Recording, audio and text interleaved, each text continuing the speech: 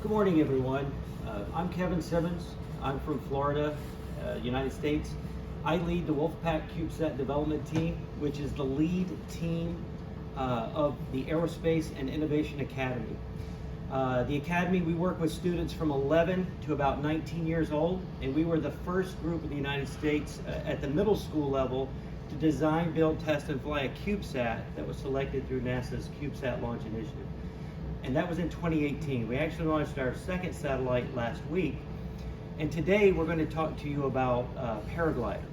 So as the principal investigator for CubeSat missions, it's important that we train young engineers like my student Sebastian Timbal here and how to build the CubeSats. But we're starting with very young students with limited background knowledge. So what we do, we work with simulators on the ground. Then we do high altitude balloon missions, and then we work on the CubeSats. So it's a progressive kind of training for the students. We enjoy the high altitude balloon program very much, but because we're located on the east coast of southern Florida, the jet stream takes our balloons almost always out over the Atlantic, and we lose our payloads. So we eventually started putting buoys on the payloads and then tracking them in the ocean as well, but we wanted to find a way not only to keep training young engineers, but also try to recover some of our hardware, thus the Paraglider mission. Now the lead student for this is a young man named Deanie. He and Sebastian are about the 8th grade, middle school, but Deanie is ill, so I'm going to do my best to cover for the lead speaker, and Sebi, of course, will pull his, he will handle his slides as well. So that's the focus of our project, is how do we help train young engineers with the CubeSats beginning as young as, say, 11 years old. So many of you are familiar with high altitude balloons. We use the weather balloons. They're fantastic for reaching altitudes around 25 to 30 kilometers. We had used helium the entire time for years, for at least 6 years, but helium has become so expensive, we're going to have to move to hydrogen, because in the US, it's about 8 to 10 times more expensive for us to use helium than hydrogen, and we really need that helium for medical devices, hospitals, etc., research equipment, so we're moving to hydrogen. As you know, as the balloons ascend, the density of the atmosphere decreases, so our balloon must continue to expand, and that really is the secret sauce to getting those great altitudes for the kids' balloons, is the right amount of gas in the balloon that will allow it to keep expanding at not too fast of a rate so it doesn't burst too quickly. I will tell you, some of our missions only end up a few hundred kilometers away from us when they hit the ocean, but we did have one balloon, for some reason it didn't burst. We made it 600 kilometers off the coast of Morocco. That was our last telemetry flag. So we enjoy that, but we also have to pay for data, so the longer our balloons live in the ocean, our long distance phone charges go up a lot. So fantastic hardware. I highly recommend, if you want to train engineers to build CubeSats, a low cost place to start is a balloon program. So here's a quick layout of a typical hardware that we might use. We would, underneath the balloon, we have a parachute. Sometimes we put a small balloon inside the parachute, sometimes we don't. We use a 900 megahertz live camera on some of our missions, because we don't have the advantage of putting a bunch of GoPros on our balloon hardware and then just driving down the road and picking up our hardware out of a cornfield. I actually did that for the first time in Indiana last month. Prior to that, all of my balloons are in the Atlantic Ocean somewhere. So that's really nice if you can use GoPros and just get your micro SD cards and you've got hours and hours of video footage. We literally use a ground station when we're over the ocean, and the kids have to maintain line of sight. What's interesting is the interstate, the overpass of the interstate was one time the limiting factor as to how far we could track the balloon as it went over the horizon. I really like Near Space Launch and Near Space Education. They're based out of Indiana. They have been very good to us. They were a small company that did not have a lot of things on orbit when we started. Now they have hundreds of subsystems. They launched 500 high altitude balloons. They built a number of satellites. I really like them because they were willing to help teach us as we were learning from scratch. What I also like about the balloon program we use is we focus on a radio that uses the Global Star Network and sends us all of our telemetry through a dashboard. So if I share the web page credentials with all my students, they all get all the data at about 30 seconds.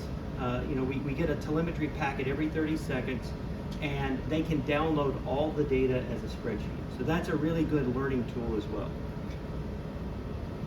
So here's an image. You can see a ground track image of our last high altitude balloon. We get thousands of data points on a typical mission, but the white flag that you'll see out there over the Atlantic, that was the max altitude flag. We actually had several flags. It's just the resolution of the image. There were lots of flags going up.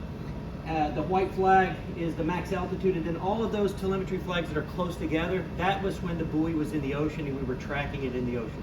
So if you use accelerometers, you get an idea of wave data. You get you can definitely see the change as the buoy moves up and down in the ocean. We have vertical speed, ascent rate or descent rate, temperature, all of the payload data from your battery voltages, etc. We get all of that through our dashboard. And you can see the iStar radio here in the bottom image. It's on top of the buoy. So we configure our balloons, our buoy, such that when the parachute is being drugged through the ocean, it will be in the water. The buoy turns in such a way that our radio is pointed up towards Global Star. And I think 9 days is the longest that we've had data.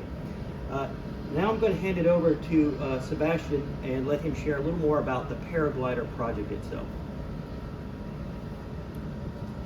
The buoy typically used to recover high-altitude balloons over the ocean that were launched near the ocean will not be necessary, as the high-altitude balloon Paraglider will not involve aquatic interference and will be easily accessible at the landing site. Typically, an HAB would not be retrieved over water, as it is too much effort for little reward. The importance of this Paraglider is highlighted in the cost effectiveness and ease of recovery at the landing site.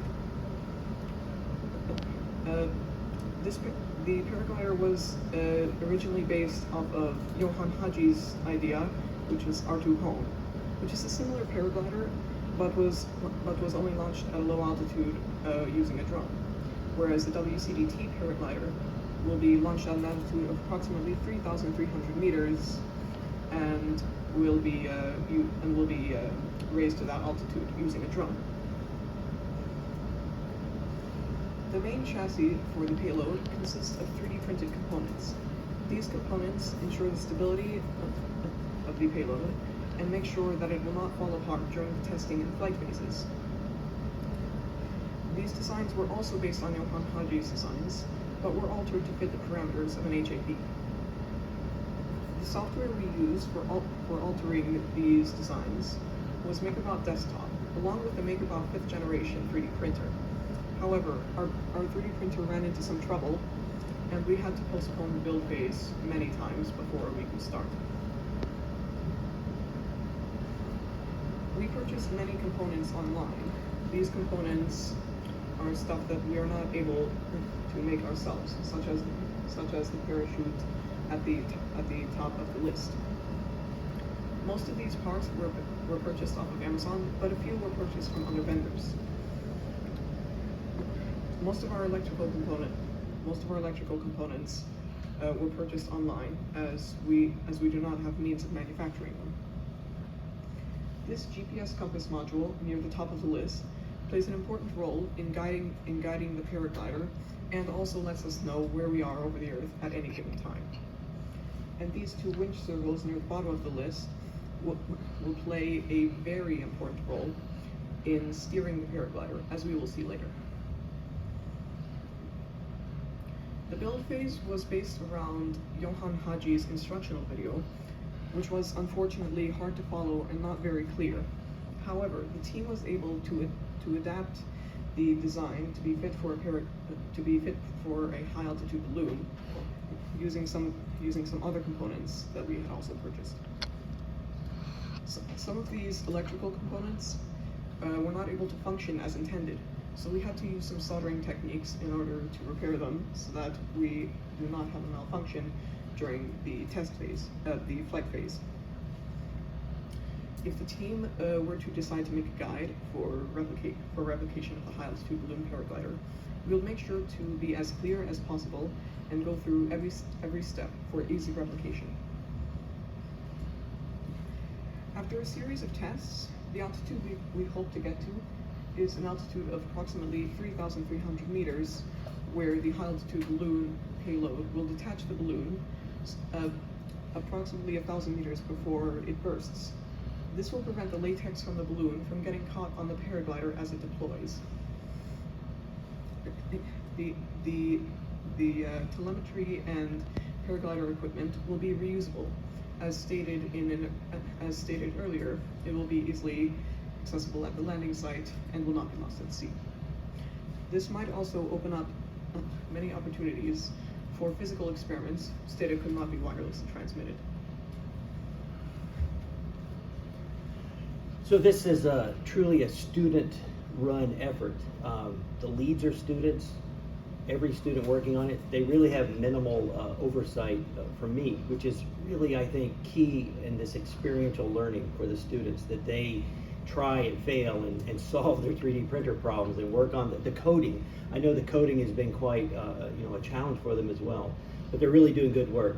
This is another image of some of the telemetry data. So the dashboard we use, not only do you get a dashboard of just raw data, which would be like the GPS latitude, longitude coordinates, but also you can apply it to a map on the dashboard as well. And so what's interesting is if you drag your cursor across the individual telemetry points, you get this little bubble up that shows you lat, long, altitude, etc. You get a timestamp, you get an idea of your vertical speed. A really great learning tool, not only to download all the data, but to have this sort of running real time. This was a previous high altitude balloon mission, and the best I can come up with is two possibilities. One, the ocean had a very direct northerly current after we hit the water. Or second, perhaps our longitude data wasn't coming through. We were getting latitude changes, but not longitude.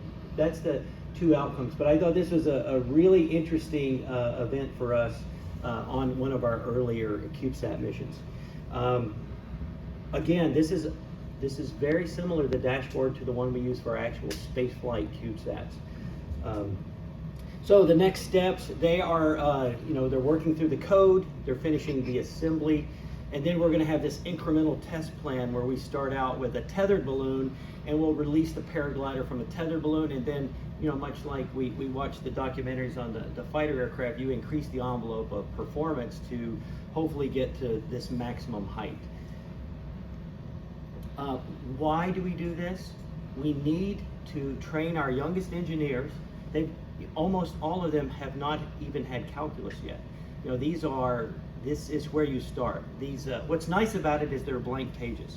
So when you get to write on that page, you get to hopefully do it the right way. We try to use the NASA engineering cycle. When we write proposals for NASA, we have a full preliminary design review. We normally do it at Kennedy Space Center. I get engineers that literally do this for a living, and they come in, young students like Sebastian and the others, they stand in front of the engineers and they make their best case. I feel like that this kind of experiential learning is the way that we can best prepare our 21st century STEM workforce. The image you can see here, that is our first CubeSat, the YSAT-1 that launched from Vandenberg in 2018. It flew extremophile bacteria. The CapSat-1 flew last week, and it's going up to the ISS for deployment.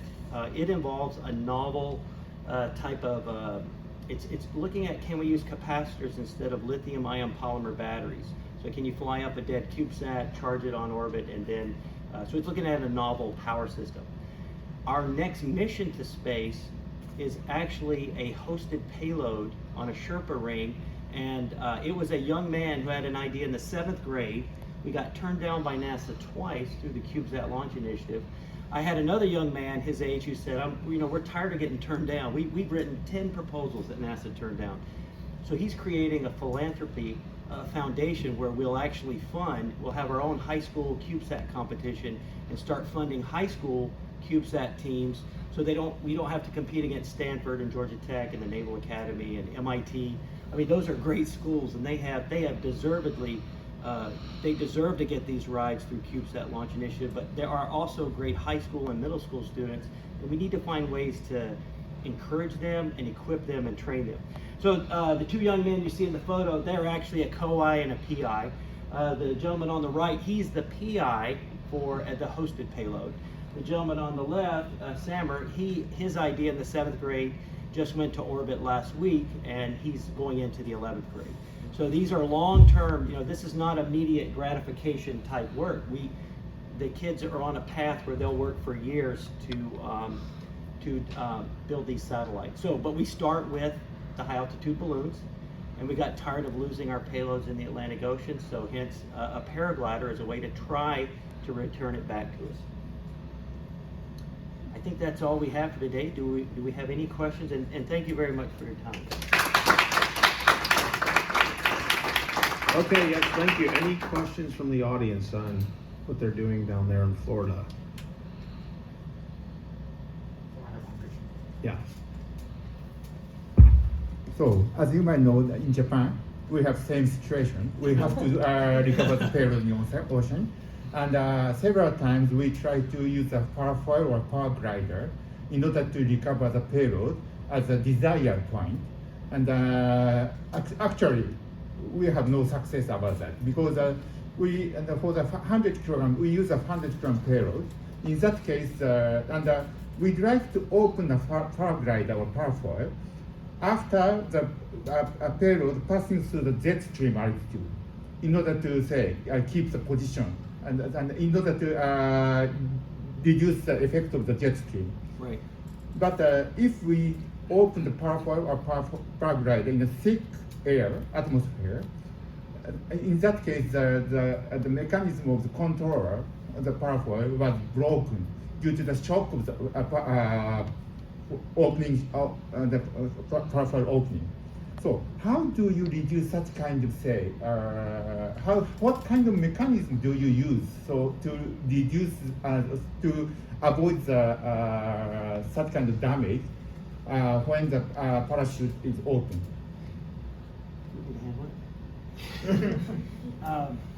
We talk about the jet stream because depending how long you spend in the jet stream. You can hit the mic button. We were discussing this. The jet stream is going to kill us, right? It's going to be hard. The more time we spend in the jet stream, we go too far downrange. We don't think we'll be able to bring back our payload all the way back to the launch site based on how long we spend in the jet stream. We have not gotten to the place where we've tested it up there, so we may very well have a catastrophic failure in the jet stream. But you're right, we may need to wait to allow, use a altimeter and only deploy our parasail after we pass back through the jet stream. That seems very logical. I would love to share information with you when we're done, if that's okay. But we may very well destroy our hardware in the jet stream. Any other questions? Just want to thank you for making the trip here from California, and welcome to the space community, Sebastian. Florida, sorry. and we very much appreciate taking the. We know it's not inexpensive to get here, and it takes commitment, and what you're doing for the next generation, very much appreciate. So let's give them a round of applause. Okay.